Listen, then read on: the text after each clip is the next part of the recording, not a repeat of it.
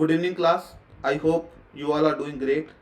तो आज हमारा सोशियोलॉजी का lecture 76 social mobility in class, caste and class, जो कि एक दो सोशल स्ट्रक्चर्स पाई जाती हैं सोसाइटीज़ में।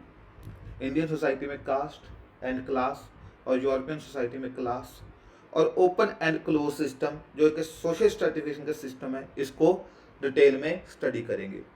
तो ये क्लास एक्चुअली बहुत इंपॉर्टेंट टॉपिक है, क्योंकि ये सिर्फ सोशल मोबिलिटी की बात नहीं करता, ये आपके और टॉपिकों के साथ भी लिंक है। सोशल चेंज हुआ, आपके अदर टॉपिक्स हैं इंडस्ट्रियलाइजेशन, अर्बनाइजेशन। तो मतलब इस very important topic from the sociological point of view. So class, this session is taken by me, Harsh Bansal, officer of Indian revenue service. तो अभी हम इसको शुरू करते हैं। तो जो पीटर सोरोकिन, तो उन्होंने ना जो सोशल मोबिलिटी स्टडी है, उन्होंने बहुत अच्छा एक था, मतलब एक बहुत अच्छा कंट्रीब्यूट किया सोशल स्टडी कर करके सोशियोलॉजी की। तो उन्होंने जो सोशल मोबिलिटी था, उन्होंने क्या किया, जो सोसाइटीज को दो तरह का कैटेगराइज किया। एक होती है क्लोज्ड और एक होती है ओपन। तो क्लोज सोसाइटी में क्या होता है, एक बंदे का जो स्टेटस है, किसी भी पर्सन का स्टेटस उसके बर्थ के बेसिस पे डिसाइड होता है, और वो क्या होता है, वो सारी उम्र सेम रहता है स्टेटस, मतलब वो स्टेटस कभी चेंज नहीं हो सकता। क्लोज सिस्टम जिसको हम बोलते हैं। और ओपन सोसाइटी में क्या होता है, भी एक पर्सन किसी भी बैकग्राउंड में, किसी भी फैमिली में पैदा हो, लेकिन on the basis of his और हर मेरिट, वो क्या है, एक सोसाइटी में जो लेवल है वो अचीव कर सकता है। तो क्लोज सोसाइटी में जो स्टेटस आपको बाय बर्थ मिल गया वो ही रहेगा। जैसे कि इंडिया में जो कास्ट सिस्टम था, जो हिस्टोरिकली जो कास्ट सिस्टम था, तो उसमें जिस कास्ट में आप पैदा हो गए तो उसी में रहता है। तो सोशल मोबिलिटी का ऐसा मानते थे लोग, भी सोशल मोबिलिटी का कोई स्कोप नहीं है। तो उसी तरह हम ये दोनों क्लोज सिस्टम और ओपन सिस्टम को क्या है, स्टडी करेंगे भी, इनमें जो सोशल मोबिलिटी कैसे होती है। तो क्लोज सिस्टम में ये देखिए, अपॉर्चुनिटी जो अपवर्ड सोशल मोबिलिटी है वो लिमिटेड होती हैं, क्योंकि वो रिस्ट्रिक्टेड होती हैं bye their social and economic status at birth. भी सोशल और इकोनॉमिक स्टेटस उनके बर्थ टाइम पे क्या था, तो उसके कारण ये रिस्ट्रिक्टेड हो जाती है। तो हमारे इंडिया में जैसे कास्ट सिस्टम है, लेकिन ओपन सिस्टम में क्या है, जो सोशल एंड इकोनॉमिक अपॉर्चुनिटीज है more accessible to individual based on their talent, skills and efforts. तो जहाँ पे कोई फर्क नहीं पड़ता कहाँ पे आप बॉर्न हुए हो, किस क्लास में बॉर्न हुए हो, लेकिन आपको अपवर्ड सोशल मोबिलिटी दिखेगी। जैसे कि अमेरिका में जो Barack Obama, the first black president of USA, तो आपने देखा होगा अमेरिका में हिस्टोरिकली स्लेवरी सिस्टम था, लेकिन आज देखिए मतलब ओपन सिस्टम, क्योंकि एक पीक, मतलब एक जो ब्लैक्स जिनके साथ हिस्टोरिकली काफ़ी ज़्यादा डिस्क्रिमिनेशन किया गया, तो वो एक oldest democracy of the world, जैसे कि आपको पता होगा यूएसए को बोलते हैं ओल्डेस्ट डेमोक्रेसी, और इंडिया को बोलते हैं द लार्जेस्ट डेमोक्रेसी। तो ओल्डेस्ट डेमोक्रेसी के जो वो क्या बने, प्रेसिडेंट बने। तो open system mean social mobility आपकी रिस्ट्रिक्टेड नहीं होती, क्लोज में रिस्ट्रिक्टेड होती है। तो अभी हम देखेंगे जो मोबिलिटी इन कास्ट, जो क्लोज सिस्टम है, तो वो कैसे।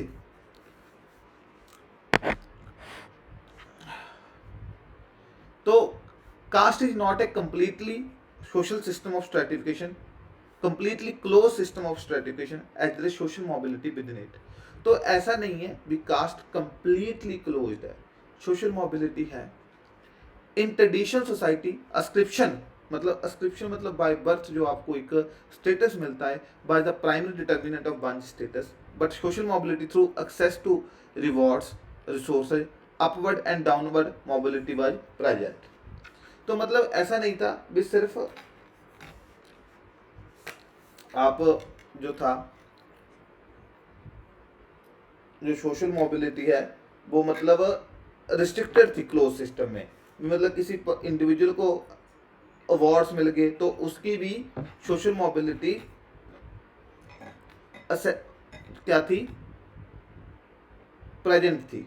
तो उसकी मैं एक बहुत बढ़िया अच्छी एग्जांपल देता हूँ। जैसे कि अगर आपने महाभारत की स्टोरी सुनी होगी, महाभारत, तो महाभारत में क्या होता है, एक ना पांडवा और जो कौरव थे, पांडवा और कौरव थे, तो उनका ना एक कंपटीशन होता है, बेस्ट वॉरियर कौन है। तो आपको पता है अर्जुन बहुत बड़े, मतलब उनको धनुष अच्छा चलाना आता था, मतलब बहुत अच्छे धनुष के वो माने जाते थे, भी बहुत अच्छा इनको धनुष चलाना आता है। तो वो अपनी जो वो एंड एरो से अपनी स्किल्स दिखा रहे थे, तो वो उनको डिक्लेयर कर देते हैं भी ही इज द बेस्ट वो धनुषधारी, भी धनुष इनको बेस्ट आता है भी। तो उसी टाइम ना कौरव जो करण होता है, क्योंकि करण वैसे तो करण तो अर्जुन का भाई होता है, लेकिन करण आपको पता है भी मतलब, क्योंकि वो जो अर्जुन की मदर होते हैं कुंती माँ, तो उनकी शादी से पहले वो पैदा होते हैं due to some magical powers. तो एक जो स्टोरी में है, मतलब एक वरदान होता है, तो एक उनका भाई, मतलब तो क्या होता है उसमें, तो वो उनको अवेंडन कर देते हैं एक गंगा में उनको मतलब एक टोकरी में डाल के वो कर देते हैं, बहा देते हैं। तो वहाँ पे उनको एक शूद्र फैमिली, मतलब शूद्र जो सबसे लोएस्ट हायरार्की में होता है, तो उसमें उनको एक शूद्र फैमिली होती है जो राधा माँ, तो वो उनको अडॉप्ट करते हैं, रेज करते हैं। तो मतलब सभी लोग क्या कहते थे भी वो शूद्र पुत्र है, मतलब शूद्र पुत्र है। तो जब तो उस कंपटीशन में क्या होता है, फिर करण ना अर्जुन को चैलेंज करते हैं भी नहीं, आप ऐसा नहीं है भी आपको बढ़िया धनुष और तीर चलाने आते हैं, मुझे भी आते हैं। तो फिर दुर्योधन जो कौरवों के प्रिंस होते हैं, एल्डर प्रिंस, तो वो उस चीज को देखते हैं, और जो उनके शकुनी मामा होते हैं, तो वो साथ के तो कहते हैं भी इनको अपने उसमें ले लो, मतलब अपनी साइड कर लो करण को, उनका टैलेंट देख के भी कितनी अच्छी कमांड है वो एंड एरो पे। तो फिर क्या करते हैं, तो जो अंगा, जो आप महाजनपद पढ़ते हो अंगा, तो वो अंगा कौरवों के पास होता है, जो दुर्योधन की उस पर ऑनरशिप होती है, तो वो उनको दे देता है, मतलब भी एज ए अवार्ड, क्योंकि वो कहते हैं भी मतलब शूद्र तो इसमें compete नहीं कर सकता, इसमें तो सिर्फ एक राजे उस कंपटीशन में पार्टिसिपेट कर सकते हैं। तो वो उसको, वो जो अंगा महाजनपद होता है उसका राजा बना देते हैं, इसलिए करण को अंगराज करण बोलते हैं। तो इसमें क्या हुआ, ये स्टोरी पूरी सुनाने का क्या मेरा वो था, मोटिव क्या था, तो इससे क्या हुआ, इससे एक तरह की अगर आपने देखा होगा तो क्या हुआ, थ्रू रिवॉर्ड अर्जुन की जो करण की थी वो सोशल मोबिलिटी हुई, क्योंकि आल्दो उनका जन्म क्षत्रिय कुल में हुआ था, लेकिन क्योंकि उनका जो पूरा उनको रेस किया था एक शूद्र फैमिली, तो उसको सभी शूद्र मानते थे। लेकिन अब देखिए क्या हुआ, एक सोशल मोबिलिटी हुई। तो मतलब ऐसा नहीं था भी पूरा क्लोज था, तो कास्ट में भी सोशल मोबिलिटी होती थी।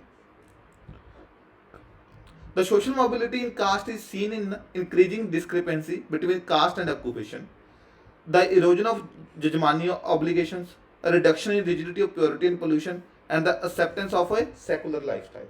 तो अगर आप इन कॉन्टेम्प्रेरी टाइम्स देखोगे तो एक जजमानी सिस्टम, अब आपका होमवर्क तो आपको पढ़ना है जजमानी सिस्टम क्या है।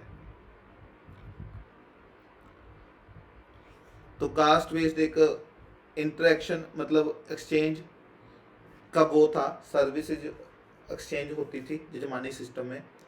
तो जजमानी सिस्टम की जो अभी वो है, तो वो अगर आप देखोगे आज के कंटेम्प्रेरी टाइम्स, जो कास्ट में सोशल मोबिलिटी है, क्योंकि आज के टाइम ऐसा नहीं है भी जो उस टाइम 4 वर्ना में जो ऑक्यूपेशन डिसाइड किए गए थे वही अभी करने हैं लोगों को। तो reduction in rigidity of purity and pollution, acceptance of secular lifestyle, तो इनकी वजह से जो एक मोबिलिटी है कास्ट में बहुत ज़्यादा बड़ी है। There were 2 sources of mobility in past, the fluidity of political system and availability of a marginal land.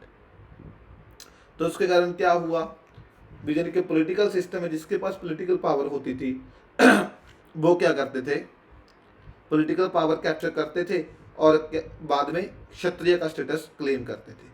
जैसे कि मेडिएवल में पाला डायनेस्टी थी, वो शूद्रा थी, और पटीदार क्या थे, गुजरात के पीजेंट कास्ट थे, लेकिन बाद में उन्होंने क्या किया, क्षत्रिय का स्टेटस क्लेम किया। जब डोमिनेंट कास्ट से राजा, मतलब कोई राजा या किंग बनता था, तो उनकी अदर कास्ट मेंबर को भी क्या थी, एक सोशल मोबिलिटी का एक चांस मिल जाता था। तो जो के.एल. शर्मा थे, उन्होंने जो कास्ट में, आप देखिए नाम याद रखिएगा, और जो आपको पेपर 2 में भी बहुत ज़्यादा काम आएगा। तो के.एल. शर्मा ने जब अपनी बुक में जो कास्ट को स्टडी किया, कास्ट में जो सोशल मोबिलिटी को स्टडी किया, उन्होंने बताया 3 लेवल पे होती है, इंडिविजुअल, फैमिली एंड ग्रुप। तो इंडिविजुअल में क्या होगा भी, इंडिविजुअल ने अपने टैलेंट के बेसिस पे जो मोबिलिटी अचीव की, जैसे कि मैंने आपको उसकी अंगराज करण की एग्जांपल दी है, भी इंडिविजुअल ने अपने टैलेंट के बेसिस पे। Second, minority of families within the caste, जब कुछ फैमिलीज,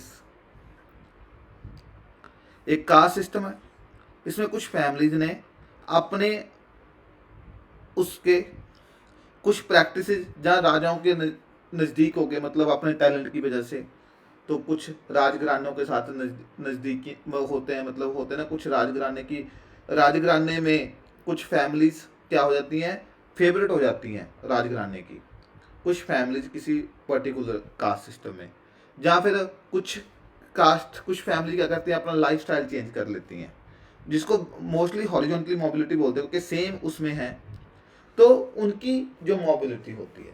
और थर्ड क्या है, पूरा ग्रुप जब क्या करे, पूरा ग्रुप अपने आप को मोबिलाइज करने की कोशिश करे, मतलब अपना कल्चरल जो भी हैबिट्स हैं, जो भी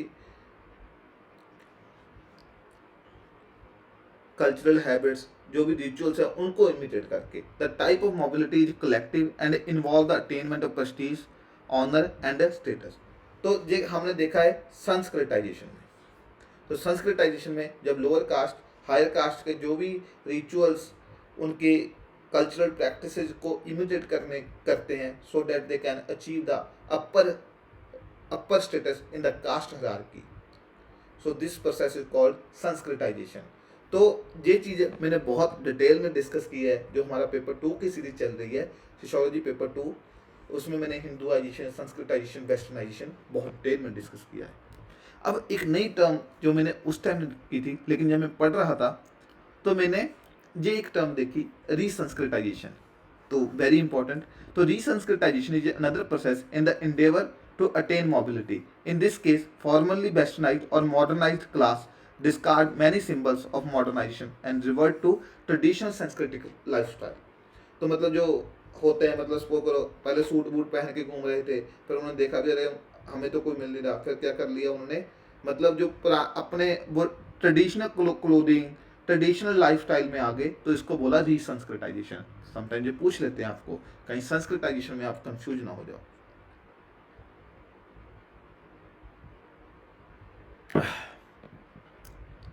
नेक्स्ट है सेकुलराइजेशन।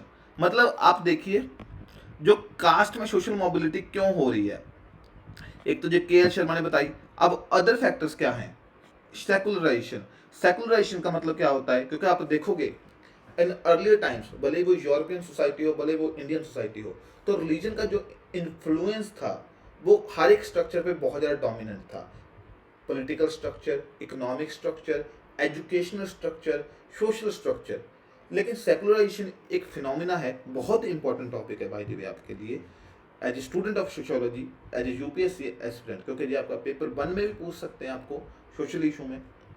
और ये सेकुलराइजेशन जब आप रिलीजन एंड सोसाइटी करोगे तो उसमें भी बहुत डिटेल, जो सोशियोलॉजिकल डिबेट का टॉपिक है, भी सेकुलराइजेशन सोसाइटी में हो रहा है कि नहीं हो रहा। तो मैं सेकुलराइजेशन आपको बता रहा था। तो रिलीजन का जो इन्फ्लुएंस है, मतलब जो रिलीजन का इन्फ्लुएंस है वो सोसाइटी पे, हर एक स्ट्रक्चर पे बहुत ज़्यादा था इन अर्लियर टाइम्स, भले ही वो इंडियन सोसाइटी हो, भले वो यूरोपियन सोसाइटी।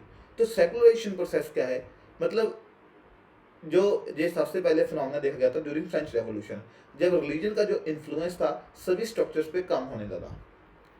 तो यही चीज़ कह रहे हैं भी सेकुलराइजेशन की वजह से क्या हुआ भी, एक जो रिलीजन का इन्फ्लुएंस था, क्योंकि रिलीजन जो इंडिया में था, हिंदू हिंदू रिलीजन, वो कास्ट सिस्टम को एडवोकेट कर रहा था। लेकिन अब देखिए तो कास्ट सिस्टम क्या था, बहुत डोमिनेंट था इकोनॉमिक स्ट्रक्चर पे, कल्चरल स्ट्रक्चर पे, पॉलिटिकल स्ट्रक्चर पे, सोशल स्ट्रक्चर पे।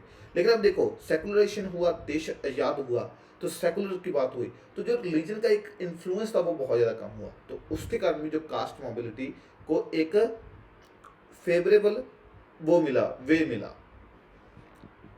एजुकेशन, इसको तो मैं ज़्यादा इस पर जाऊंगा नहीं, क्योंकि एजुकेशन की वजह से भी जो कास्ट सिस्टम में सोशल मोबिलिटी का एक वेन्यू वो हुआ, क्योंकि इस पे आप पढ़ लीजिएगा, इस पे ज़्यादा हम डिस्कस नहीं करेंगे, क्योंकि अर्लियर और एससी एंड ओबीसीज।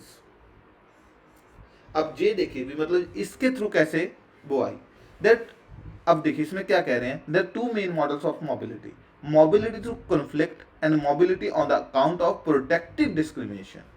दो तरह की मोबिलिटी। पहले कॉन्फ्लिक्ट की कैसे है, मतलब अब देखा जो कुछ कास्ट है वो काफ़ी ज़्यादा उनको एक्सप्लॉयटेशन किया गया थ्रू अपर कास्ट, जो लोअर कास्ट थी। तो अब लोअर कास्ट कहती बहुत हुआ, अब नहीं सहेंगे, तो उन्होंने अपनी ऑर्गेनाइजेशन बनाई, एसोसिएशन बनाई, तो उन्होंने अपना जो स्टेटस है वो अपर, जो अपर स्टेटस वो अचीव किया। तो वो क्या हुआ, mobility to conflict on the mobility on the account of protective discrimination, जो रिजर्वेशन पॉलिसी थी। तो रिजर्वेशन पॉलिसी में जो schools, colleges, employment opportunities, promotions में जो कुछ सीट्स थी वो जो लोअर कास्ट थी उनके लिए रिजर्व रखी गई। तो उसके कारण क्या हुआ कि सोशल मोबिलिटी दिखी। तो Pradeep boss has identified two main mobility courses: mobility movement for consolidation and movement for assertion। Movement consolidation क्या होती है भी, सारे सारे इकट्ठे हो गए, एसोसिएशन बनाई, और उन्होंने क्या किया, जो रूलर्स को पिटीशन की भी, हमारे साथ अत्याचार हो रहा है, हमें हायर स्टेटस दीजिए। तो वो चीज़ क्या हुई, मूवमेंट फॉर कंसोलिडेशन। ये जो चीज़ें होती हैं, नोट करते जाके, जैसे कोई राइटर कुछ बोलता है, कुछ सोशोलॉजिस्ट कुछ बोल रहा है, क्योंकि ये बहुत इंपॉर्टेंट चीज़ है आपके लिए। एसर्शन के कारण क्या होता है, economic grievance and deprivation, caste form association to alter existing social political and economic relation. जैसे यादव, कुर्मीज, इनके साथ जो डिस्क्रिमिनेशन हो रहा था, तो उन्होंने political and economic structure change की।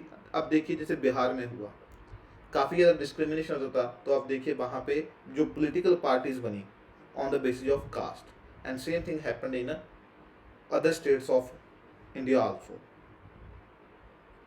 तो अब backward section protective discrimination reservation में जो ले रहे हैं, इन लेजिस्लेटिव बॉडीज भी रिजर्वेशन दे रहे हैं, 33% जो रिजर्वेशन है। तो ये चीज़ें, इंडस्ट्रियलाइजेशन एंड अर्बनाइजेशन, ये भी एक सोशल मोबिलिटी का बहुत बड़ा एवेन्यू बनी इन द कास्ट स्ट्रक्चर। तो ये क्या है, ये सब चीज़ें मैंने जहाँ पे लिखी हुई, क्योंकि इसमें ज़्यादा डिटेल में मैं नहीं जाऊँगा ऑलरेडी, क्योंकि काफ़ी ये मैंने पढ़ा रखा है आपको। तो आपको आई होप आपको क्लियर हो गया होगा भाई। अगर मैं देखूंगा तो कास्ट में जो मोबिलिटी थी, जो कास्ट में मोबिलिटी है वो कैसे कैसे हुई, एजुकेशन, इंडस्ट्रियलाइजेशन, संस्कृताइजेशन, फिर वो कॉन्फ्लिक्ट हो रहा है मतलब एक रिजर्वेशन के थ्रू भी। तो डिफरेंट डिफरेंट जो कास्ट सिस्टम पे, जो अर्लियर कहते थे कास्ट सिस्टम में सोशल मोबिलिटी नहीं हो सकती, लेकिन आज के टाइम पे अगर आप देखोगे कास्ट सिस्टम में सोशल मोबिलिटी हो रही है भी। ये क्लोज सिस्टम नहीं, जो अर्लियर सोशोलॉजिस्ट मानते थे। अब क्लास, क्लास क्या होती है, इकोनॉमिक जो पोजीशन है उस पे जो एक इंडिविजुअल की on the basis of economic criteria जो एक पोजीशन डिसाइड होती है उसको बोलते हैं क्लास। तो डिफरेंट डिफरेंट क्लासेज होती हैं, lower class, middle class, upper class.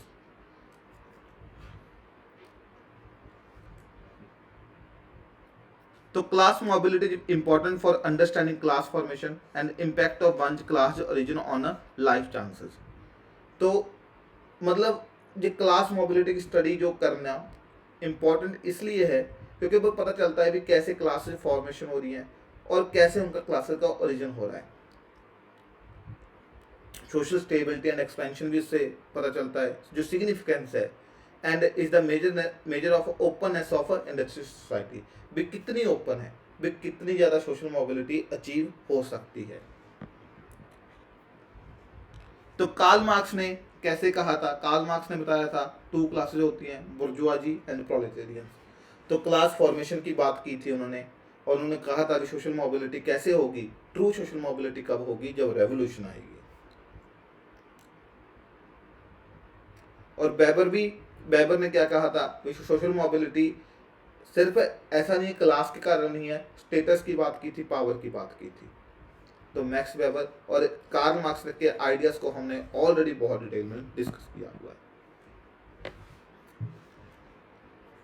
जो अब देखिए, Westergaard and Resler emphasise the division between those who own the capital and those who do not as a crucial factor in shaping the class structure। अब Westergaard and रेजलर ने क्या कहा, जो class structure है वो कैसे फॉर्म हो रही है, भी मतलब कैपिटल किसके पास है, पैसा बिजनेस चलाने के लिए किसके पास है और किसके पास नहीं है। मोबिलिटी और lack of it is also important in influencing how people respond to their class situation, develop class consciousness and organize themselves based on their class। तो मोबिलिटी अब डिसाइड करेगी, अगर मोबिलिटी है या नहीं है, डिसाइड करेगी लोग रेवोल्यूशन करेंगे कि नहीं करेंगे। और ये क्लास के बेसिस पे डिसाइड होता है। Giddens sees mobility as a central process. आप देखिए गिडन का कितना सही idea, central process for class formation.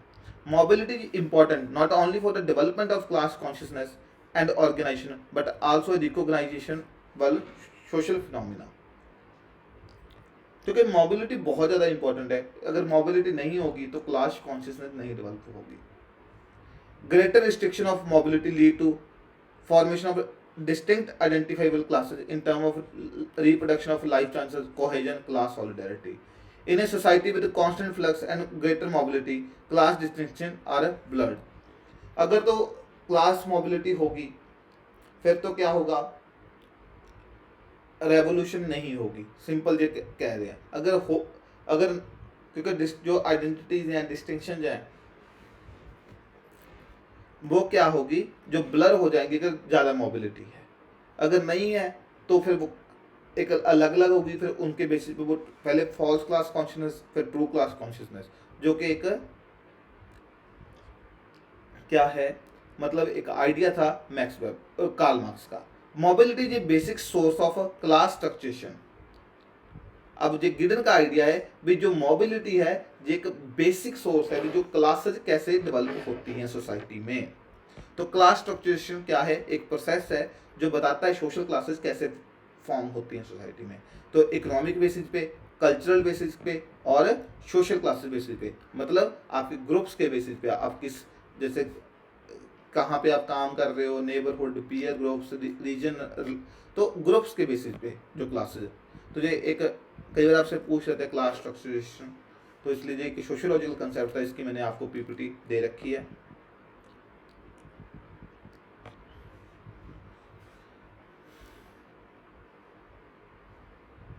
Perkin argues, अब पार्किन क्या कह रहा है, Perkin argues that class conflict is express through strategy of exclusion used by privileged groups.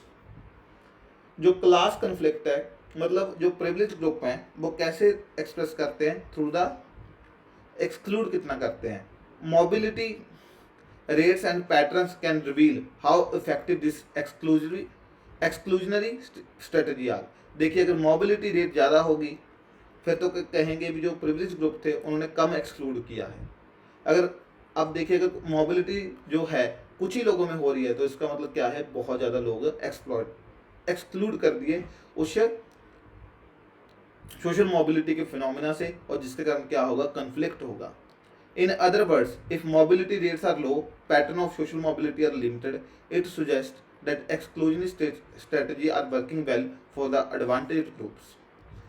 Conversely, if mobility rates are high and pattern of social mobility are more fluid, it may indicate potential for success in promoting solidarity and reducing class conflict।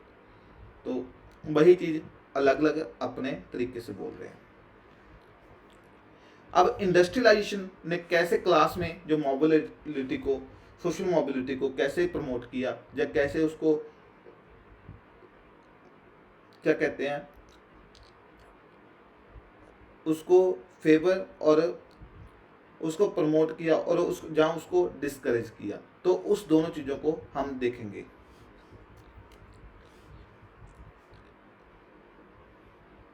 जो Lipset and Zetterberg argue that industrialism create uniform mobility patterns, ये तो basic बताई हुई है, तो जी आप पढ़ लीजिएगा।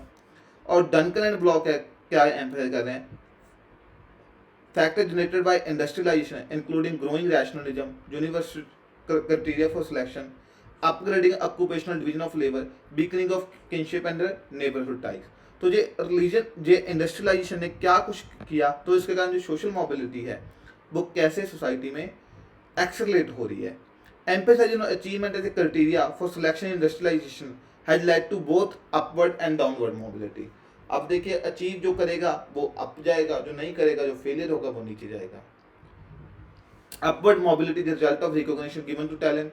डाउनवर्ड मोबिलिटी क्या है, lack of inheritable positions of elites. Industrialisation increase proportion of professional, official, management and white collar positions. तो इंडस्ट्रियलाइजेशन में क्या हुआ, ये जो सारी पोजीशन थी जो अपवर्ड मोबिलिटी वाली थी वो इंक्रीज हुई। Industrialisation lead to decline in proportion of unskilled labour jobs, creating a surge of upward mobility. तो अब आप देखोगे ज़्यादातर ऑटोमेशन वाली जॉब्स आ गई, जो अनस्किल्ड लेबर जॉब्स थी वो नहीं है, क्योंकि इंडस्ट्रियलाइजेशन ने वो चीज़ को प्रमोट किया।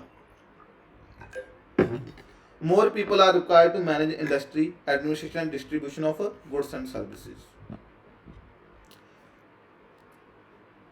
अब एजुकेशन ने भी एक जो सोशल मोबिलिटी को कैसे ये करते हैं, ये भी आप इसमें पढ़िएगा, क्योंकि ये ऑलरेडी आपको डिस्कस किया हुआ है।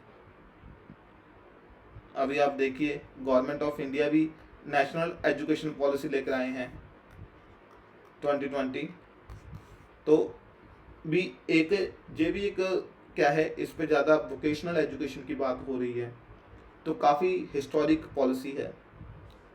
तो ये भी क्यों है, क्योंकि एक इंडिया भी आज के टाइम पे इंडस्ट्रियल सोसाइटी बनती जा रही है, और गवर्नमेंट ऑफ इंडिया ने भी काफ़ी ज़्यादा स्टेप्स लिए हैं, make in India, skill India, startup India, अभी आत्मनिर्भर भारत अभियान की बात हो रही है, आत्मनिर्भर भारत की बात हो रही है। तो अब क्या है भी, उन्होंने देखा भी जितनी इंडस्ट्री, अब हम इंडस्ट्रियलाइज्ड इंडिया की बात कर रहे हैं, एक्सपोर्ट ओरिएंटेड इकोनॉमी की बात कर रहे हैं, तो अभी एजुकेशन पॉलिसी भी हमारी उस तरह की होनी चाहिए। और जो नेशनल एजुकेशन पॉलिसी है, ये भी बहुत इंपॉर्टेंट टॉपिक है from the UPSC preparation point of view, क्योंकि इसमें आपके जीएस के क्वेश्चन भी आएंगे, हो सकता है इस पे ऐसे भी आ जाए, क्योंकि एजुकेशन पे ऐसे हर साल आता है। और ये आपका पेपर 1 और पेपर 2 सोशियोलॉजी के, उसमें बहुत ज़्यादा इम्पोर्टेंट है।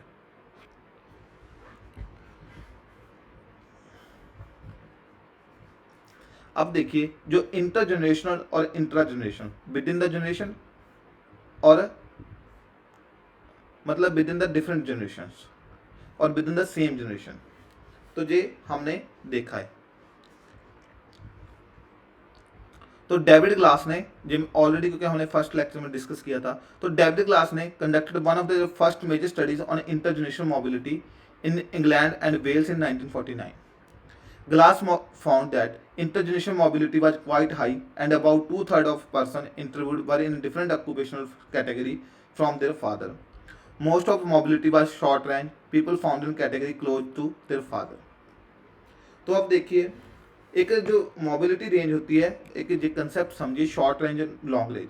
सपोज करो ये है, ये सोसाइटी ने डिवाइड की है। अगर तो सपोज करो एक कुछ छोटा ही जंप मारता है अपनी क्लास में, मतलब जो उसकी इकोनॉमिक क्लास होती है, तो उसको क्या बोलते हैं, short class, short range mobility. अगर सपोज करो बंदा जहाँ पे रैग टू रिचेस, जहाँ बिल्कुल गरीब बंदा पूरे उसके टॉप पे लेवल पे चला गया, उसको क्या बोलते हैं, लॉन्ग रेंज सोशल मोबिलिटी। जैसे अगर आप देखोगे, जैसे बिल गेट्स है, तो उसने अपनी जो कंपनी थी एक गैराज में स्टार्ट की थी, लेकिन आज देखिए सबसे जो टॉप 10 की पूरे वर्ल्ड की जो कैपिटल के बेसिस पे बड़ी कंपनियां गिनी जाती है, तो उसमें एक है, तो वो क्या है, long range social mobility.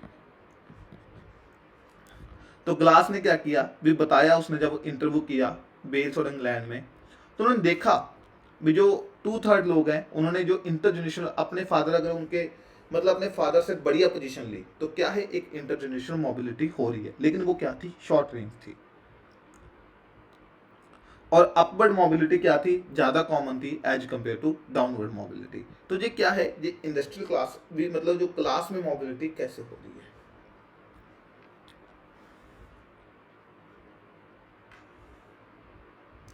Study found cross-class mobility was about 30% in Western industrial societies, with the most mobility being short range.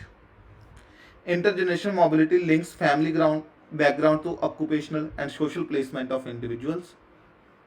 अब फैमिली का क्या बैकग्राउंड है या उनका ऑक्यूपेशन क्या है, तो ये चीज़ें भी बहुत ज़्यादा डिपेंड करती थी। Educational qualifications,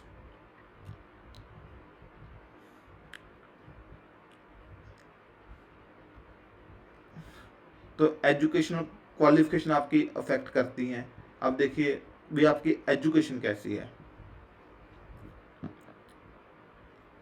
Poverty, lack of education and lack of exposure are the factors that affect mobility according to Lipset and Bendix. तो लिप्सेट बेंडिक्स ने बताया भी poverty, lack of education, lack of exposure, भी कितना आपको outer world का exposure है, तो ये कुछ फैक्टर हैं जो मोबिलिटी को अफेक्ट करते हैं।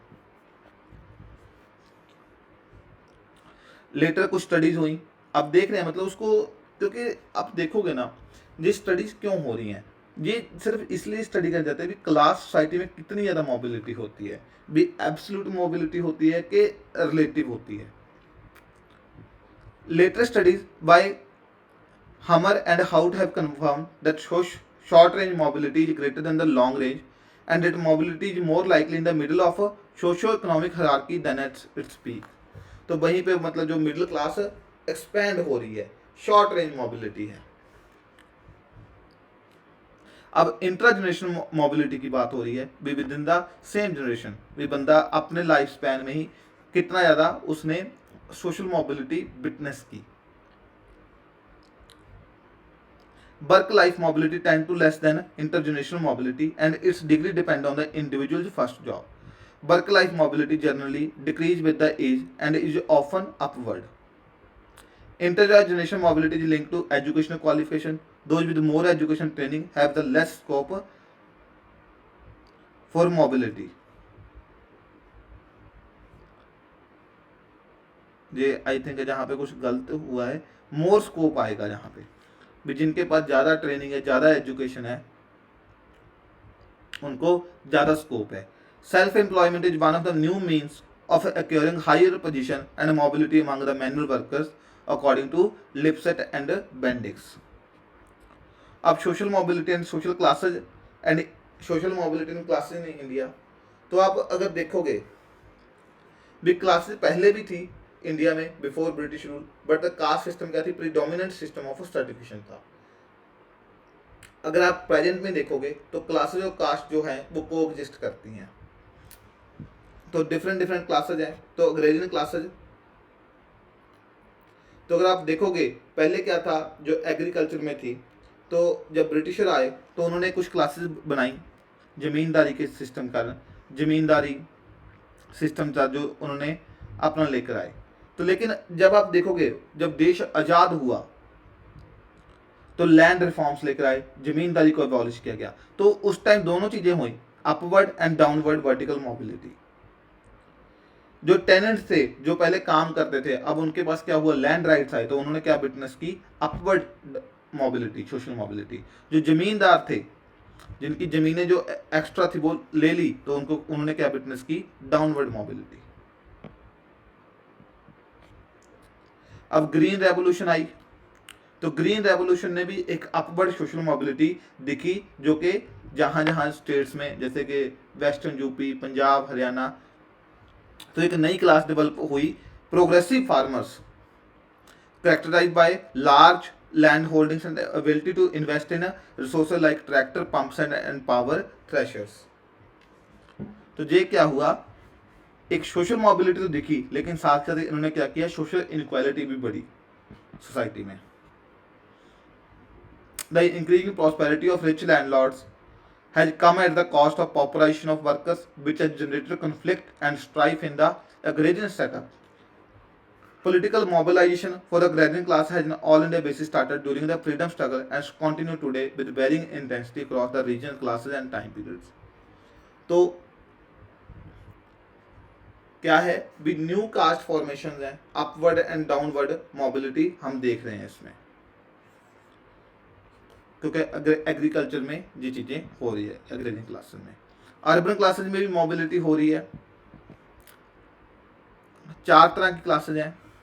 द कैपिटलिस्ट बुर्जुआजी, जो कि ब्रिटिशर के टाइम पहले स्टार्ट हुई थी, लेकिन आप देखोगे जो इंडस्ट्रियलाइजेशन की वजह से 4 तरह की classes I. Bourgeoisie, entrepreneur, traders and shopkeepers, professional classes and working classes. तो ये क्यों बनी?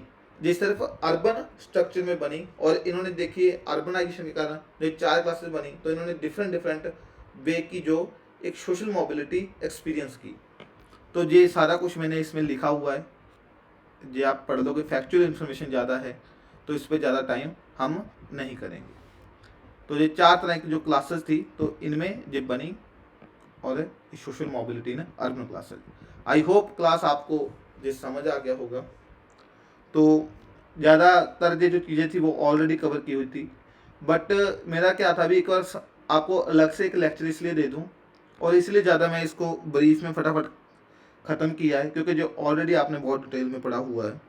तो आपको अगर क्वेश्चन आए भी ओपन सिस्टम या क्लोज सिस्टम, तो आप लिख सको confidently. So thank you class.